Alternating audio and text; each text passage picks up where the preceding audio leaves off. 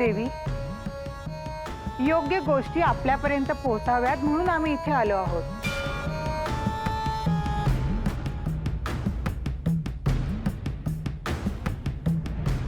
तुमचा विषय माझ्यापर्यंत आला आहे.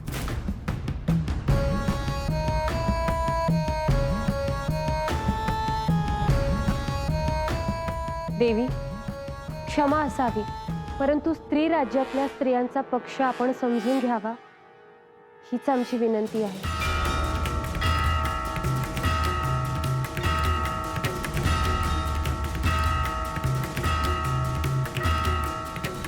तुमचा काय पक्ष आहे?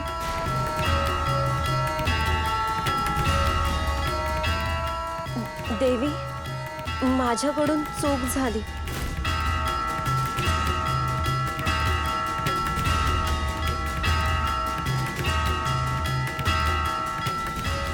मलाही आयुष्यात संसार करण्याची इच्छा होती आणि तीच मी बोलून दाखवली.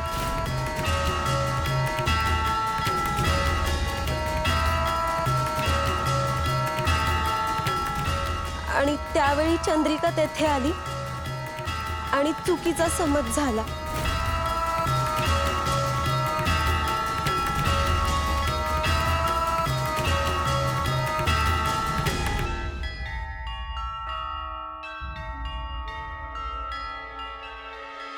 दोन्ही पक्ष माझ्या समोर आहेत. हे स्त्री राज्य कसे आकाराला आले हे समजून घेणे आधी आवश्यक आहे. काही काळापूर्वी मोठी युद्ध झाली. त्या युद्धात प्रचंड मनुष्यहानी झाली आणि सर्व पुरुष मारले गेले. आणि ती वेळ पुन्हा येऊ नये, सर्व स्त्रियांचे संरक्षण व्हावे या विचाराने स्त्री राज्य तयार झाले.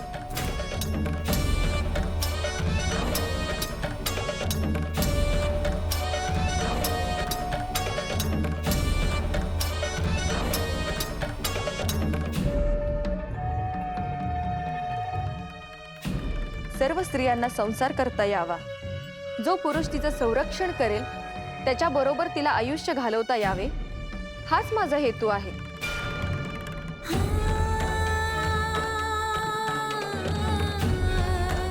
केवळ मी संसार करावा आणि तुम्ही एकटीने राहावे असे माझे म्हणणे नाही.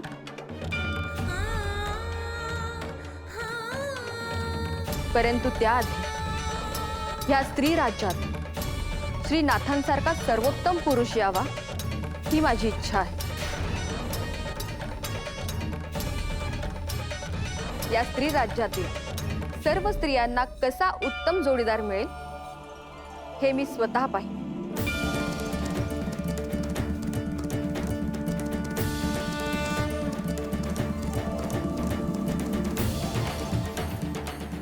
देवी, आम्हाला खात्री होती आपण योग्य तोच निर्णय घ्या.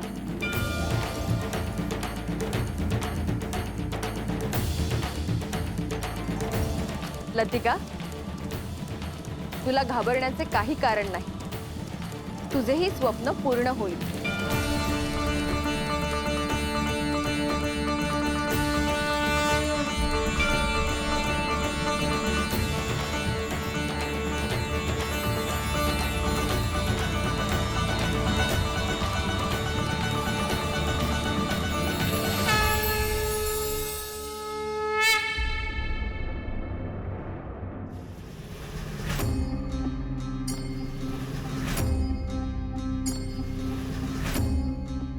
मैनावती, मला हे पहिल्यांदा जाणवतं आहे की तू ज्या पद्धतीने निर्णय घेत आहेस, राज्य चालवत आहेस, त्याचे मला कौतुक आहे. इथे आल्यावर मला ते जास्त जाणवलं की स्त्रियांमध्ये राहून स्त्रियांचे राज्य चालवणे किती अवघड आहे. आणि हे मी तुला सांगितलं नाही तर ते चुकीचं ठरेल. तू उत्तम प्रशासक आहेस, संघटक आहेस, हे मला तुला सांगितलेच पाहिजे. मला माहित नसलेले असे अनेक प्रश्न ह्या स्त्री राज्यामध्ये असतील, परंतु तू ते यशस्वीपणे पार पाडत असणार याविषयी माझ्या मनात शंका नाही. मी तुला पहिल्यांदा स्वतःहून भेटायला येतो आहे.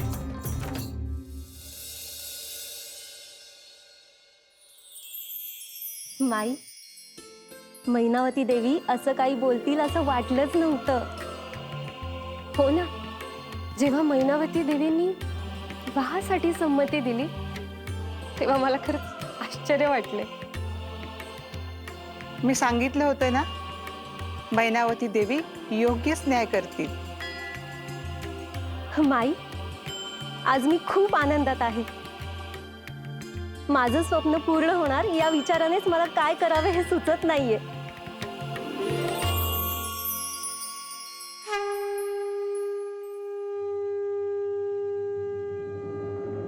रोहिणी, फक्त माझेच नाही तर तुझंही स्वप्न पूर्ण होणार आहे. बघा, नवरा अजून शोधला नाही आणि रोहिणी आत्तापासूनच लाजतीये.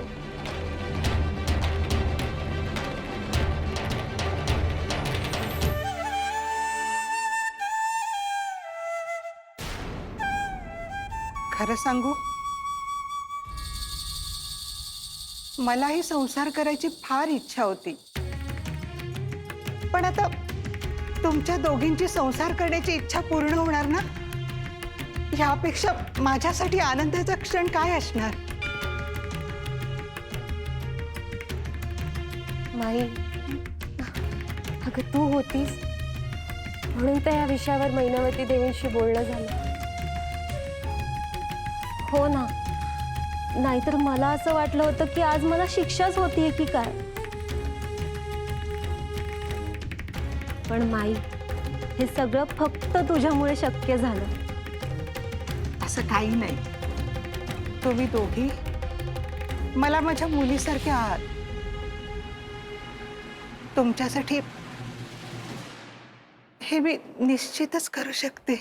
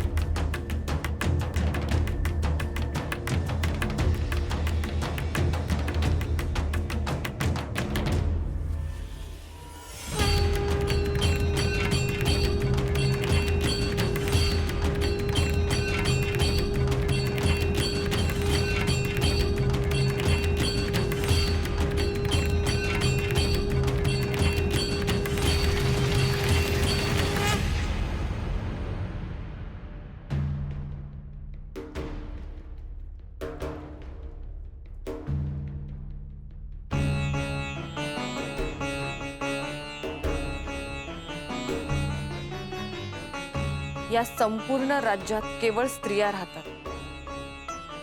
त्या सुखात आहेत, आनंदात आहेत असा माझा समज नाही. कारण स्त्रीशिवाय पुरुष आणि पुरुषाशिवाय स्त्री अपूर्ण आहे. म्हणूनच पहिले पाऊल मी उचलले आहे.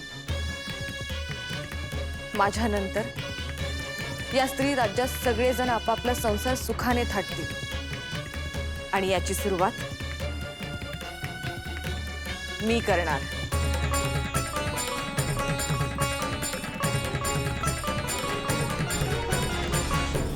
मैनावती,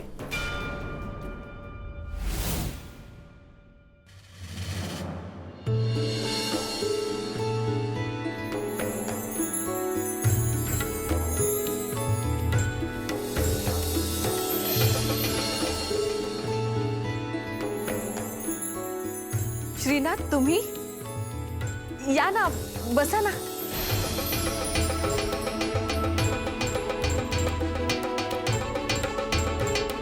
नाही, तुला माझ्याविषयी तक्रार होती ना की मी तुझ्या कक्षात येत नाही. आज तुम्ही स्वतःहून मला भेटायला आला याचा मला अतिशय आनंद झाला. नुकतीच मला एक गोष्ट समजली आहे. कशाबद्दल? मी आल्याने तुझ्या या राज्यामध्ये नव्याने काही विषय सुरू झाले आहेत. तुम्हाला कोणी सांगितले? मला कोणी काही सांगण्याची आवश्यकता नाही. गुरुकृपेने मी ध्यानातून सर्व काही समजून घेऊ शकतो. तुम्हाला सगळे समजते, मात्र माझ्या मनात काय चालले आहे हे नाही समजत.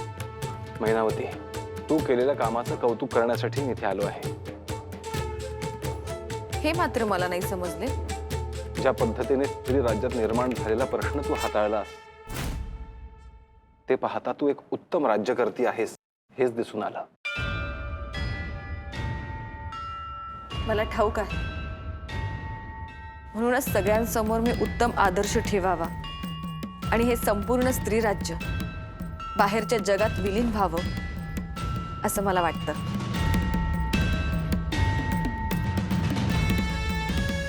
अर्थात पुन्हा सगळं माझ्यापाशीच येऊन थांबलं. अर्थात निर्णय तुमचा आहे.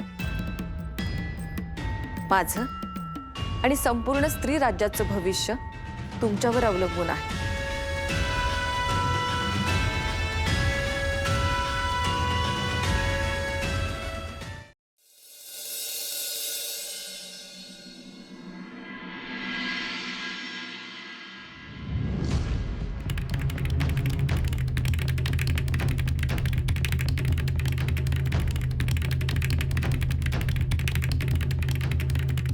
नमस्कार देवी.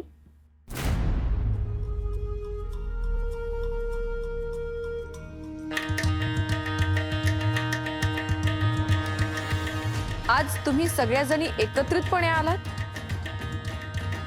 देवी, श्री मच्छिंद्रनाथ स्त्री राज्यात आल्यानिमित्त आपण ज्या उत्सवाची तयारी करायला सांगितली होती त्याची पूर्व तयारी झाली आहे.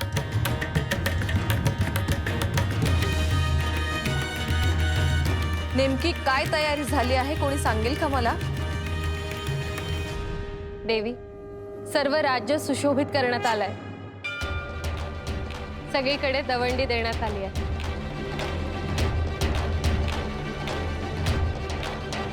आणि देवी, गायन वादन या सगळ्याची पूर्वतयारी झालेली आहे.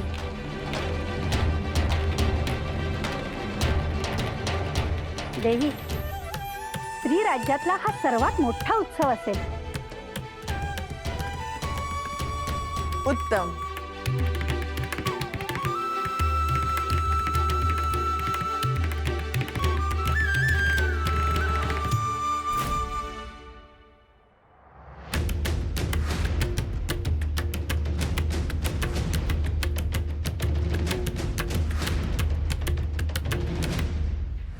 देवी, काय झालं?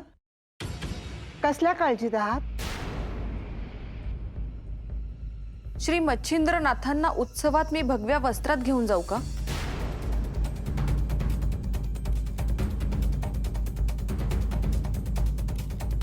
देवी, हा तिढा फक्त तुम्हीच सोडवू शकता.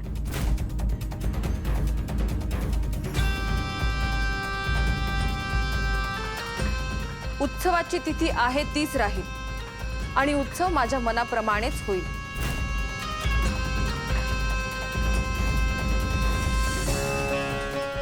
देवी, याचा अर्थ श्रीनाथ राजवस्त्र परिधान करणार तर?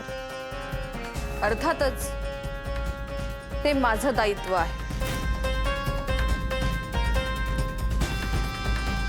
क्षमा असावी देवी, परंतु श्री मच्छिंद्रनाथांनी राजवस्त्र आणि आभूषणे परिधान करायला नकार दिला तर?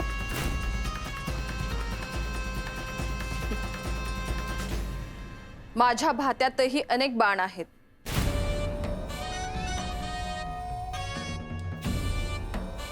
यावेळी श्री मच्छिंद्रनाथांना स्त्री राज्यात मी घेऊन जाईन, तेही राजवस्त्रात.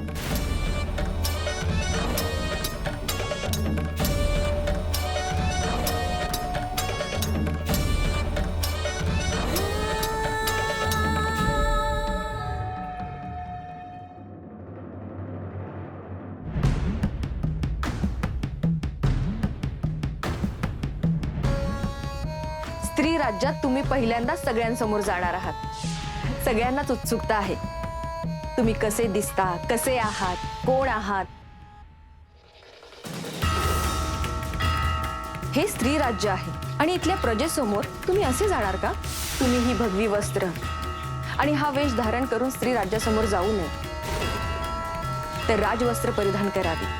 उत्तमोत्तम आभूषणे घालावी, अनेक सुगंधी अत्तरे लावून शुभ्र घोड्यावर स्वार होऊन संपूर्ण राज्य फिरावं.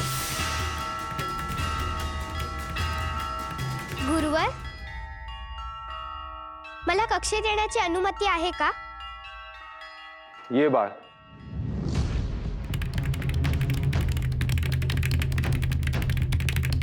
नमस्कार गुरुवर. आपल्याला मैनावती देवींनी बोलवले आहे. तुला ठाऊक आहे का बाळ कशासाठी? मला तसं काय त्यांनी सांगितले नाही, परंतु उत्सवासंदर्भात असावी. मैनावती देवी कुठे आहेत? त्या राजसभेत आहेत. परंतु गुरुवर, मी त्यांना काय सांगू? त्यांना सांग की मी भेटायला येतो आहे म्हणून. आपण लगेच याल ना? होय, मलाही मैनावतीला भेटायचे आहे. तुमचा काही निरोप मी त्यांना देऊ का?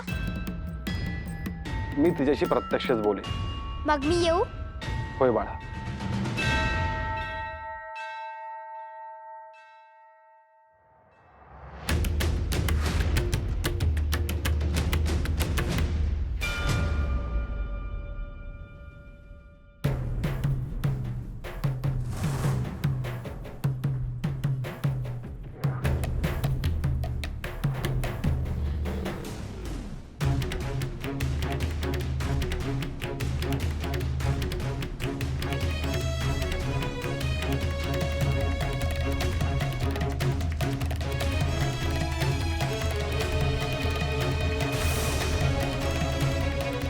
हे श्री मच्छिंद्रनाथ, आज आपल्यात अंतिम निर्णय होईल.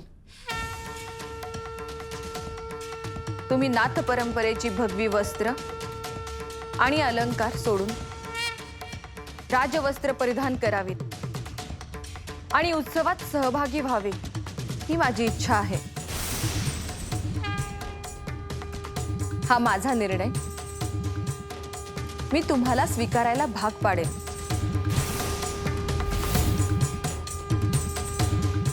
आणि तुम्ही नाहीच ऐकलं तर काहीतरी विपरीत घडेल.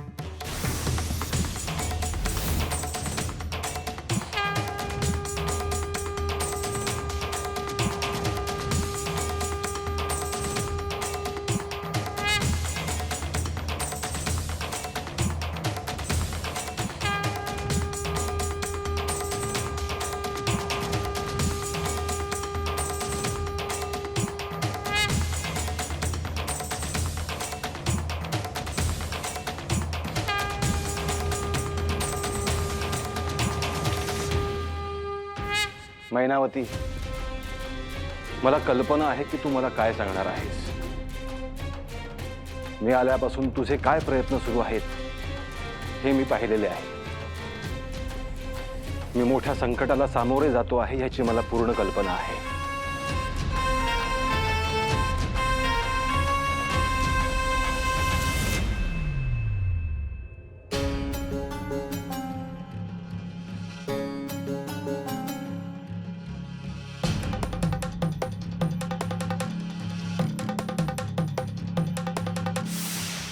आदेश,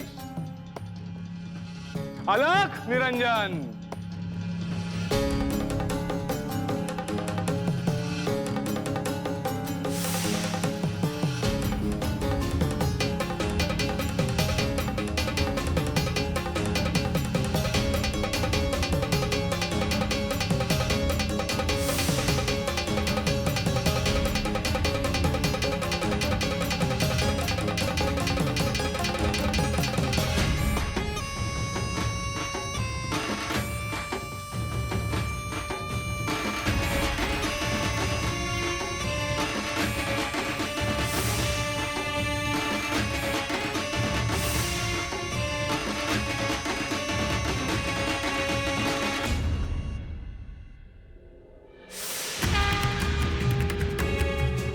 मला ठाऊक आहे आजचा क्षण हा निर्णायक आहे.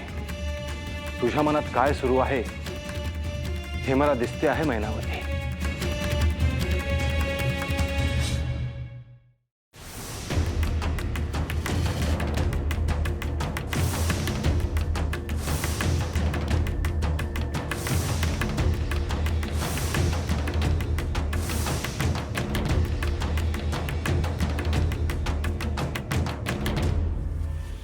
तुला माझ्याविषयी तक्रार होती ना की मी तुझ्या कक्षात येत नाही? आज तुम्ही स्वतःहून मला भेटायला आला याचा मला अतिशय आनंद झाला. ज्या पद्धतीने स्त्री राज्यात निर्माण झालेला प्रश्न तू हाताळला ते पाहता तू एक उत्तम राज्यकर्ती आहेस हेच दिसून आलं.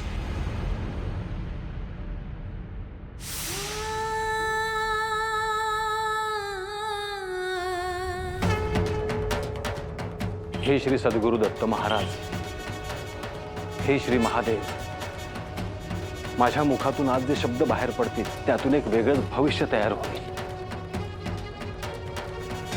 माझ्यासमोर 2 मार्ग आहेत. त्याला कोणता मार्ग निवडावा याची बुद्धी आपणच मला द्यावी. हे श्री सरस्वती माते, माझ्या वाणीतून सत्य आणि धर्मच शब्दरूपाने प्रकट होऊ दे.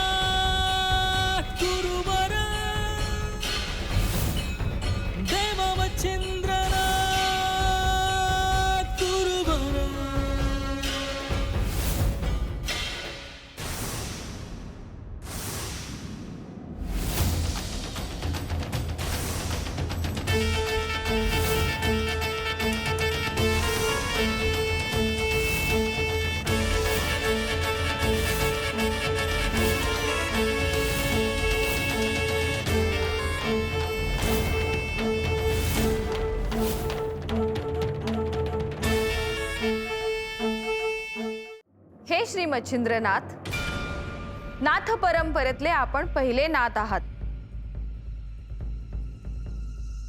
याची कल्पना मला आहे. म्हणूनच स्त्री राज्यात आपले यथोचित स्वागत करण्यात आले. परंतु आज या सिंहासनावर बसून हातात राजदंड घेऊन मला न्याय करायचा आहे.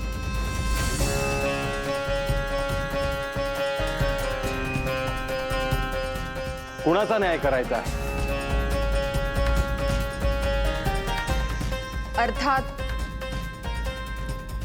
तुमचा.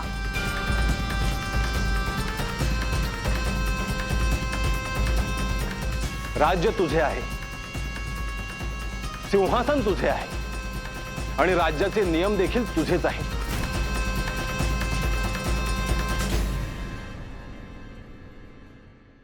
होय. तरीही आज राजसभेत तू कोणाला थांबू दिले नाहीस. असे का? माझ्यासाठी नियम का मोडलेस मैनावती?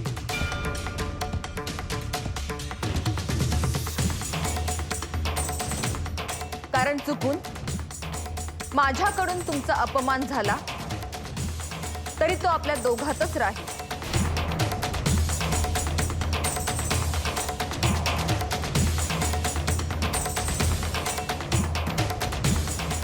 तुमचा सन्मान राहायला हवा.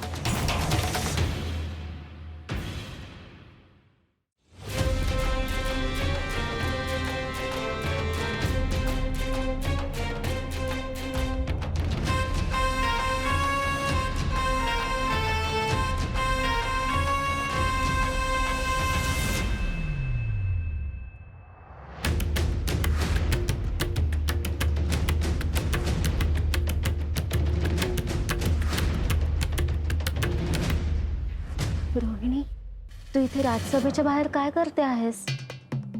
देवींचा आदेश आहे, आत कोणालाही जाता येणार नाही. म्हणजे मलाही जाता येणार नाही? कोणालाच जाता येणार नाही. आत कोण कोण आहे? असं काय करतेस? तुला आवाज ऐकू येतोय का?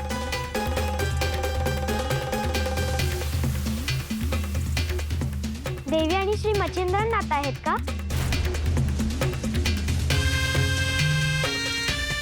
हळू आवाजात बोल.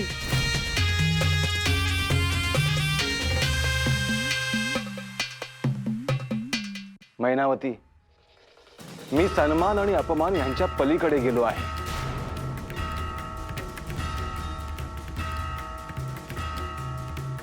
हे श्रीनाथ, तुम्ही या स्त्री राज्यात आल्यापासून ते या क्षणापर्यंत मी तुमच्याशी संयमानेच वागले आहे. तुमच्यावर कोणताही निर्णय लादला नाही.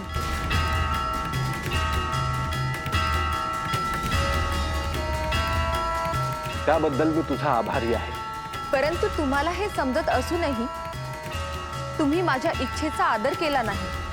याचा अर्थ तुझ्या दृष्टीने मी अपराध केला आहे.